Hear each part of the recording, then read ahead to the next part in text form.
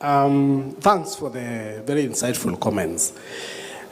There's a question I've been carrying for quite some time. You recently made news to have invested significantly in Kenya Airways. When you look at the PE ratio of Kenya Airways, it is nil. They've not issued any dividends, and they are making losses. Do you know something that we need to learn?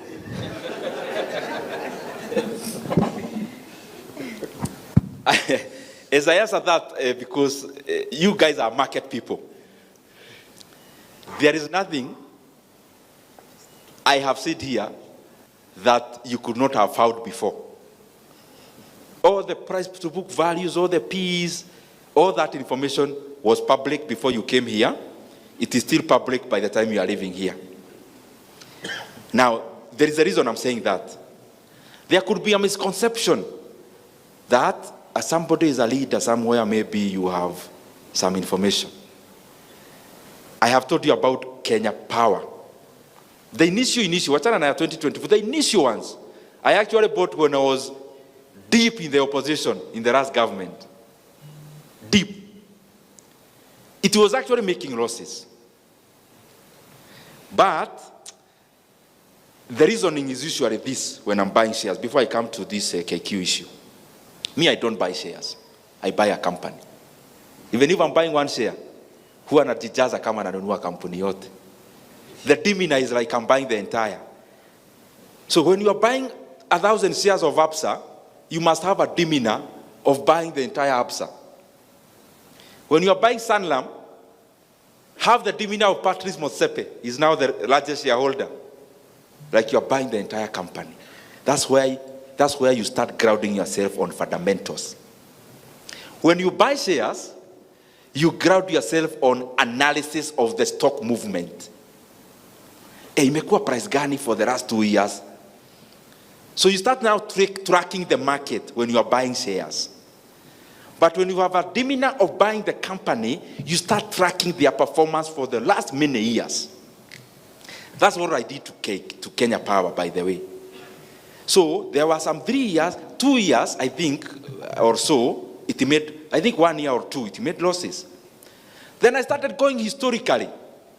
I realized these 2 years were outliers. But I also realized one more thing. People have been dampened by this information. This should work for me. You know, the gap between what you know and the investor and what the market knows, let me repeat. You make money in the market through the difference between what you know and what the market knows. Always get the market as an individual person.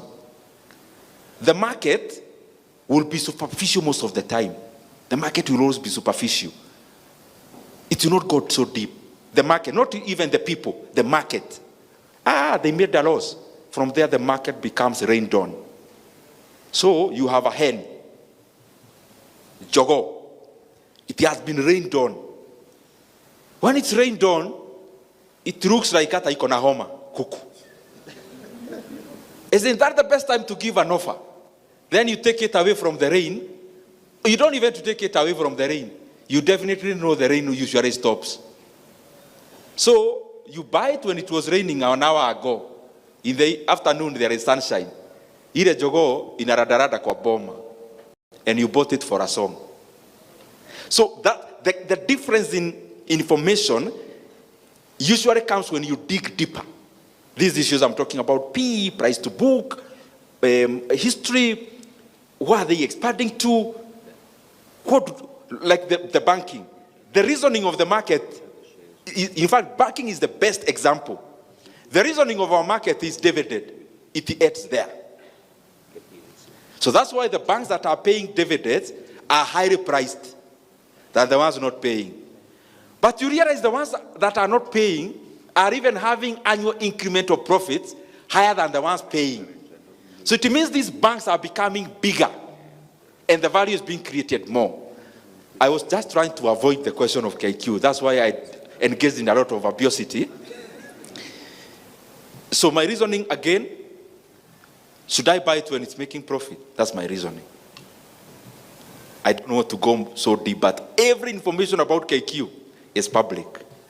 And even what made me buy is also public. In fact, I bought it 2 days after Business Daily put it public, whatever the reason it is.